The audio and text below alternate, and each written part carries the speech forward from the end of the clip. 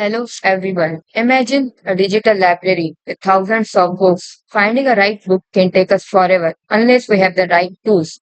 That's why we have built DevChef, a DSA-powered book search engine, which is not only fast but intelligent and personalized. Now, I will give you a live demo to show how DevChef works in action.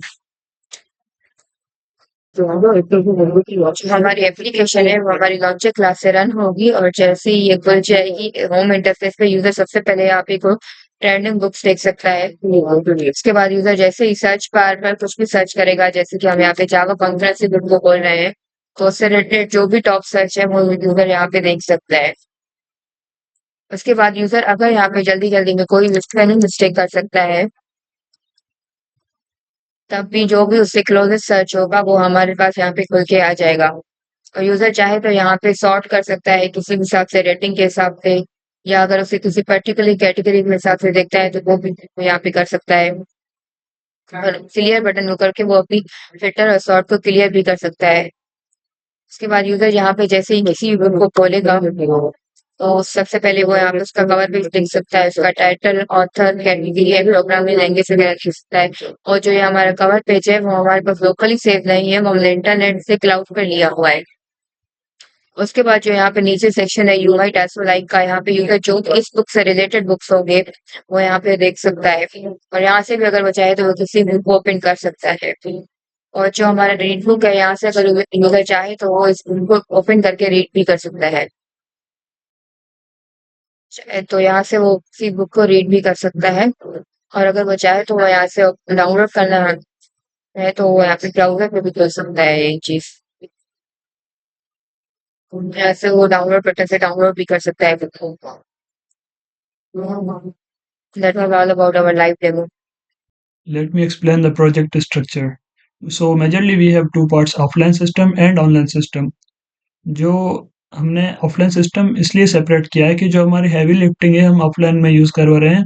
जैसे हमारे पास inverted index थी, वो build करवाने के लिए हमारे पास 200 plus books थे। जो इंडेक्स जो बन रही थी तो उसमें 13,000 प्लस जो है अलग अलग टर्म्स आ रहे थे। वो हर बार अगर अलग से बनाए तो हमारी जो टाइम कॉम्प्लेक्सिटी है बिग ऑफ एन हो रही थी। तो उसको हमने ओ कांस्टेंट करने के लिए उसको एक बार बना के जेसन फाइल में स्टोर करवा दिया, तो उसी को हम दोबारा रीयूज कर सकते हैं। और सेकंड पार्ट जो है हमारा ऑनलाइन सिस्टम, जब हम रन करेंगे एप्लीकेशन को तो वो जो इंडेक्स बनी है तो उसको हम कॉल करके उसी इंडेक्स से जो है हम रिजल्ट सर्च करेंगे। अब आते हैं प्रोजेक्ट स्ट्रक्चर पे। तो हमने जितना हो सके पूरे अपने कोड को मॉड्यूलर रखा है और एक दूसरे से अलग रखा है, जैसे हम एक पार्ट को चेंज करें तो दूसरे पार्ट को असर ना हो। तो उसमें अगर मेजर सबसे पहले देखें तो हमारे पास कोर है जिसमें हमारे पास मेनली मेथड्स हैं, और जो हमारी वर्किंग है और जो हमारा कंट्रोलिंग क्लासेस हैं वो सारे इस कोर में पड़े हैं। ठीक है, जैसे इंडेक्स बिल्डर हो गया, लॉग एनालाइजर या जीयूआई मेन। और उसके बाद है हमारे पास डोमेन। इसमें जो हमारे पास ये समझो एक कलेक्शन ऑफ क्लासेस हैं। इसमें हमारे पास एप्लीकेशन में जो जो क्लासेस हो रहे हैं, यूज हो रहे हैं, उनके सिर्फ नाउन्स पड़े हैं, वेरिएबल्स पड़े हैं। इनको हम यूज कर रहे हैं। इनसे जो इनका कोई स्पेसिफिक काम नहीं है, ये सिर्फ कॉल हो रहे हैं और हमारी इंडेक्स बिल्ड करने में मदद कर रहे हैं। उसके बाद है हमारे पास features. This is recommendation feature which miss Ritika will explain later, and this is search, I will explain it in a bit. And we have storage here. And storage में जो हमारे पास इनपुट आउटपुट का काम है वो सारा हमने स्टोरेज में किया है। जैसे बुक लोड करना हो गया या इंडेक्स लोड करना, वो स्टोरेज में है सब कुछ। उसके बाद हमारे पास यूआई है। हमने अपनी एप्लीकेशन को दो पार्ट्स में बनाया था, एक सीएलआई एक जीयूआई, और दोनों ही काम कर रही हैं। और इनमें जो है सीएलआई का कोड पड़ा है और इसमें जीयूआई का। Lastly we have utils. In utils we have tools.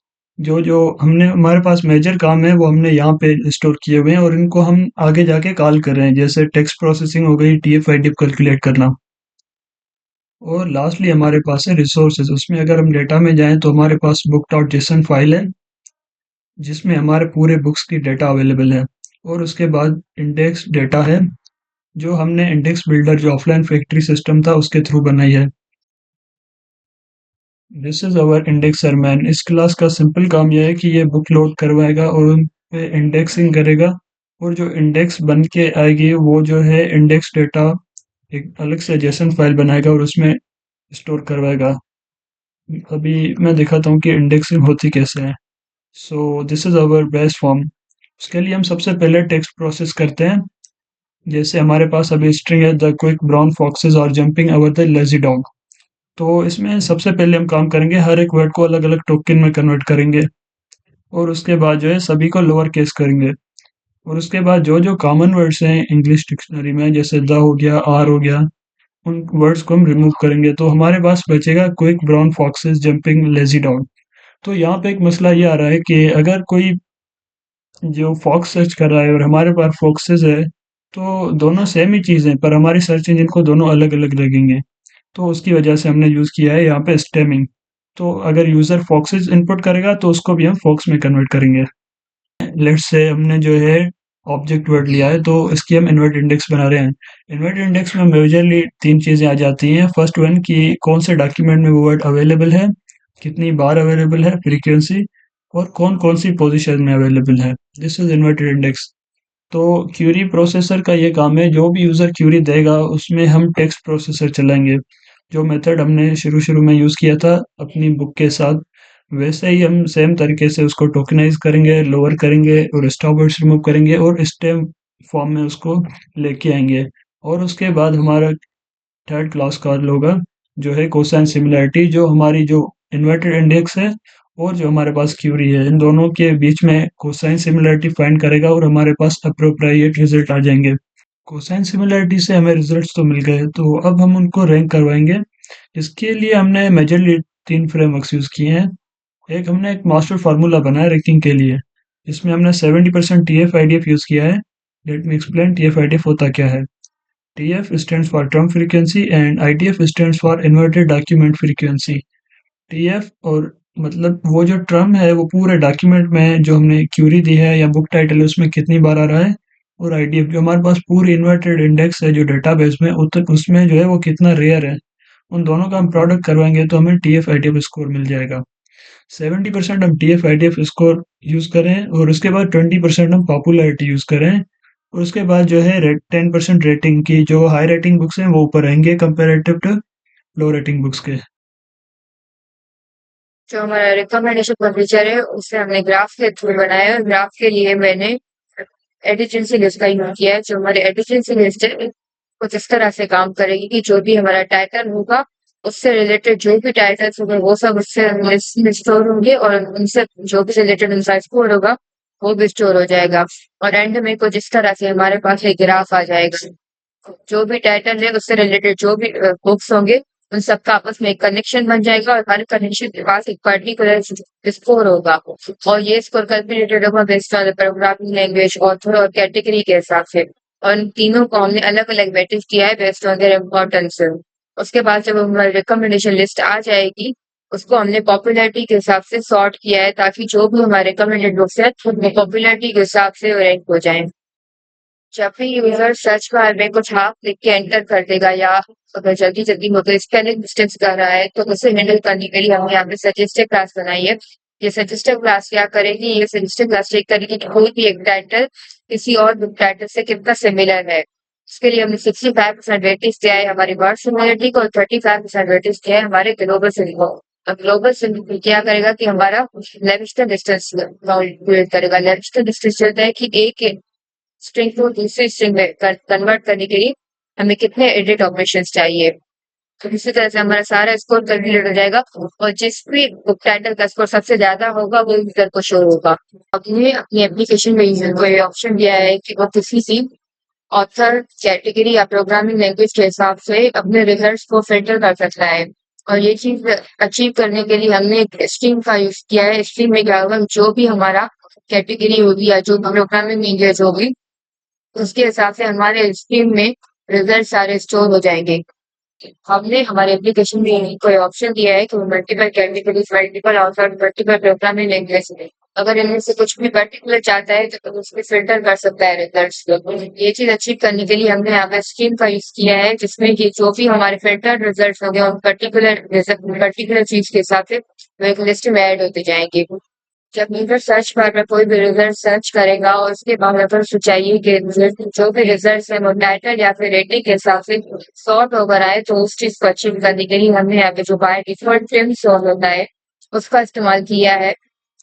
Moving to the phrase completion, जिसमें हमने ट्री डेटा स्ट्रक्चर का यूज किया है। ये बुक के हर एक डाटा के हर वर्ड को स्टोर करता है ताकि उसे जब भी कोई भाषण वर्ड होता है तो जिस जिस टाइटल में वो भाषण वर्ड होता है उसी हिसाब से हमें एक शॉपिंग लिस्ट शो करवाता है। जैसे यहाँ पे यूजर ने अन लिखा तो जिस जिस टाइटल में वो अ होगा वही हमें शॉपिंग लिस्ट होकर दिखाएगा। For GUI we have used Java FX framework. तो हमारी जो भी स्क्रीन्स है वो एफएक्स एमएल फाइल्स से है और इसकी डिजाइनिंग और लेआउट के लिए हमने सीन रीडर का यूज किया है, that is just drag and drop. तो अगर हमें कोई भी कंपोनेंट चाहिए सिंपली हम यहाँ से ड्रैग करके यहाँ पे ड्रॉप कर सकते हैं। क्वेश्चन का फर्स्ट स्क्रीन है, यहाँ पे अगर हम कुछ भी लिख रहे हैं तो यहाँ पे सजेशंस का पॉपअप मेन्यू दिखता है। ये मेन्यू कंट्रोलर हैंडल करता है। यहाँ पे एक फंक्शन है सेकंड हार्ट जो कि हमें एक सजेशन का पॉपअप देता है। एंड यहाँ पे जो ट्रेंडिंग बुक्स हमें शो हो रहे हैं इसका एक मेथड है। यहाँ पे क्या होता है, अगर यूजर कोई भी बुक रीड करता है तो वो लॉग्स डॉट जेसन में अपडेट होता है और जब लॉग एनालाइजर चलता है तो पॉपुलैरिटी डॉट जेसन में अपडेशन आ जाती है। तो उसी हिसाब से यहाँ पे हमें ट्रेंडिंग बुक्स दिखते हैं। और यहाँ पे अगर हम कुछ भी टाइप करते हैं और जो हमें रिजल्ट होते हैं वो हमें उसके मेन कंट्रोलर में एक फंक्शन है हैंडल सर्च, जो ये हमारी सर्च को हैंडल करता है। और यहाँ पे जो बुक्स हमें डिस्प्ले हो रहे हैं इनको दिखाने का काम डिस्प्ले बुक्स का है, जो कि बुकआउट और XML को यूज करता है, जिसको कंट्रोलर बुकआउट कंट्रोलर के पास है। और जैसे ही यूजर कोई भी बुक को क्लिक करता है तो न्यू मेथड जो ओपन डिटेल व्यू है डिटेल व्यू यूज करता है, जिसका कंट्रोलर बुक डिटेल कंट्रोलर के पास है। और अगर यूजर किसी भी बुक को रीड करना चाहे तो वो रीड भी कर सकता है, जिसको दिखाने का काम जो है हैंडल करता है। To the dev shell service that is actually the main of your application, जिसमें सारे के सारे फंक्शंस हैं जैसे कि रीरैंकिंग हो गई, सर्चिंग हो गई, डाटा कंप्लीशन हो गई, ये सारी बैकएंड की फंक्शनलिटी इसी में ही परफॉर्म होती है। और जो हमारे कंट्रोलर्स हैं वो डायरेक्ट सर्च इंजन से कांटेक्ट नहीं करते बल्कि वो इसी का ऑब्जेक्ट बनाकर यूज करते हैं। और इसके ऑब्जेक्ट की जो कंस्ट्रक्शन होती है वो GUI मेन में होती है, जिसमें पहले सारी फाइल्स जो है वो लोड की जाती हैं, देन उसका ऑब्जेक्ट बनाया जाता है जो कि हमारे कंट्रोलर्स यूज करते हैं। In conclusion, DevShell proved its local desktop application can be as intelligent as a web search engine. It gets smarter with every search. Thank you for watching.